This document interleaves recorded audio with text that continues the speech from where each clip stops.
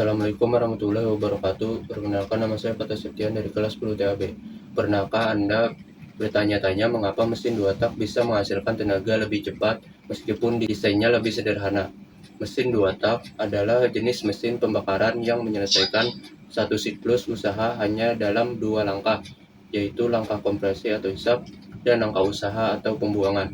Mesin dua tak lebih sederhana, responsif, dan menghasilkan daya dalam RPM yang tinggi. 1. Langkah hisap dan kompresi. Piston bergerak dari titik mati bawah ke titik mati atas. Saat piston naik, lubang saluran buang dan lubang bilas tertutup. Campuran udara dan bahan bakar di ruang atas piston dimampatkan. Pada saat bersamaan, campuran udara dan bahan bakar juga masuk ke ruang engkol melalui saluran masuk. 2. Langkah usaha dan buang. Setelah campuran terkompresi sampai TMA, busi memercikan bunga api, terjadi pembakaran yang menghasilkan tekanan tinggi.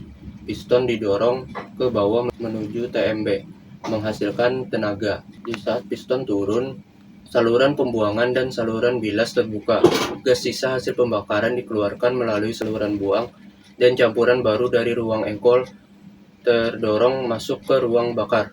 Jadi kesimpulannya, mesin dua tak menawarkan keunggulan dalam hal kesederhanaan konstruksi dan kemampuan menghasilkan tenaga besar dalam waktu singkat karena siklus kerja yang lebih cepat, namun ada konsekuensi seperti efisiensi bahan bakar yang lebih rendah dan emisi yang lebih tinggi jika dibandingkan mesin 4 tak. Untuk memilih jenis mesin yang tepat, perlu dipertimbangkan penggunaannya, performa, dan dampaknya kepada lingkungan. Sekian dari saya mengenai cara kerja mesin dua tak.